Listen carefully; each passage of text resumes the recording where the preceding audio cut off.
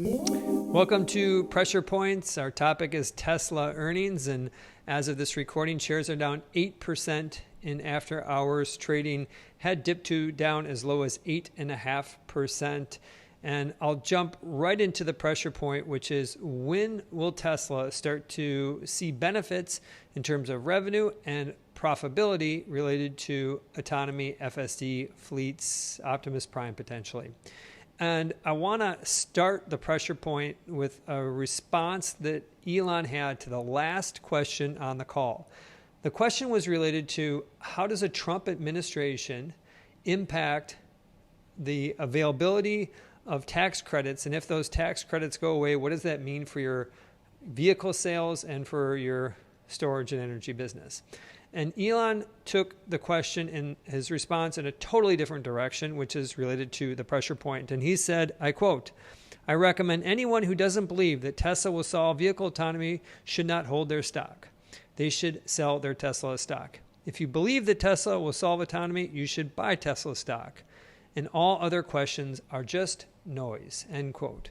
And he has said variations of this in the past. If you don't believe in autonomy, you should sell the stock. But of course, he ends the call by reiterating that. And what he's effectively saying is that everything that's going on in the business today doesn't really matter. And one of those things that's going on in the business today is profitability.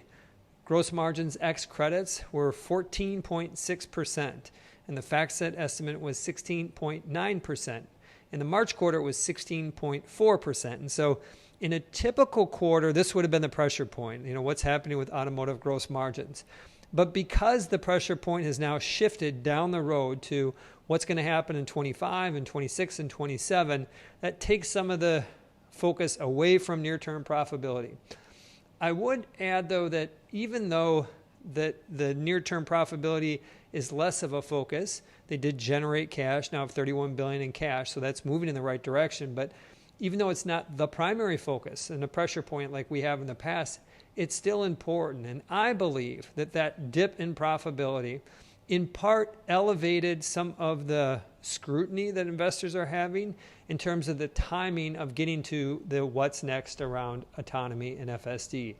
And so I want to dig in a little bit more into what was said around timing of those products. And in their press release in the Outlook section, they said they continue to believe they expect these some new version of vehicles starting production in mid-2025.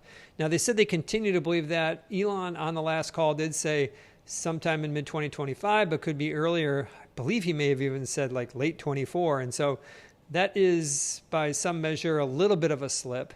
And then they reminded people that the new robotaxi will have a different unboxed manufacturing process, and it will come after the whatever vehicle is going to come in mid-2025.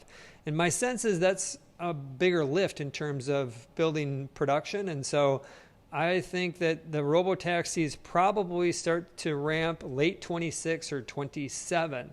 Now, if you'd have asked me before this, I would have said robotaxi starts to ramp probably early in 2026. I might have said late 25, but early 26 kind of a time frame.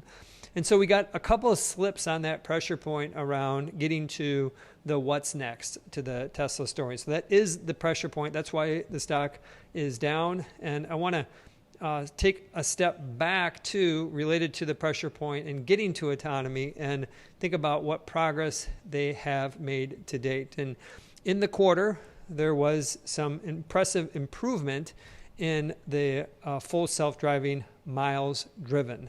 And specifically is that they don't break out the number, but they give this chart, and you can kind of back into the number. But effectively, the total autonomous miles driven increased from about 150 million in the March quarter to an increase by about 650 million in the June quarter. So huge ramp up. It is worth noting that when they reported their last quarter, when they reported their March quarter, that was April 23rd. So they basically had 3 weeks-ish of version 12 of FSD, and they said they had, at that point, 300 million miles driven. And so if you look at the 650 million miles added over the entire June quarter and said they did 300 million in the first month, you can kind of back into that some of the usage of that did decline in the months of May and June. Now, Elon did say on the call that when people use it, they continue to use it, but there's something that doesn't quite fit right together with those 650 million miles. I predicted, based on how it did in April of this year, I predicted that the number was going to be closer to like 850 or 900 million miles, not the 650. So a big jump up.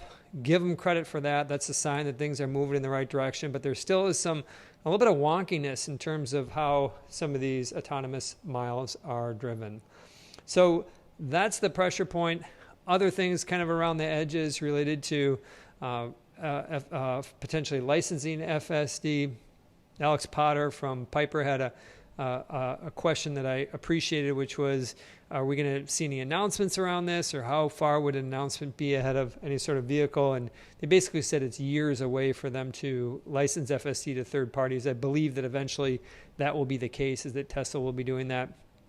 And also in terms of kind of other pieces, the Optimus piece, they said that they expect it kind of consistent, I think, by the end of this year, some robots in use. By the end of next year, I think it was a couple thousand. And then in 2026, they said they expect to start to sell those. No investors putting any weight into Optimus. I think it's still worth a part of a conversation point. But the big picture here is that Tesla, the waiting game continues, and some of the profitability is being negatively impacted near term. So that's the pressure point. I do want to add my perspective to this, as I still own Tesla shares personally. I believe that the company ultimately can be worth more, because I think the problems that they're solving are very hard, and I think traditional auto is moving in a very different direction, embracing the old, embracing gas vehicles, hybrids, when I think you got to eventually make the jump entirely to electrification. So I believe that everything that Tesla is doing, whether it's around electrification or autonomy, ultimately will serve them well. And I think that when you look at the potential around that opportunity, I think shares are still undervalued. So on behalf of Pressure Points, bye for now.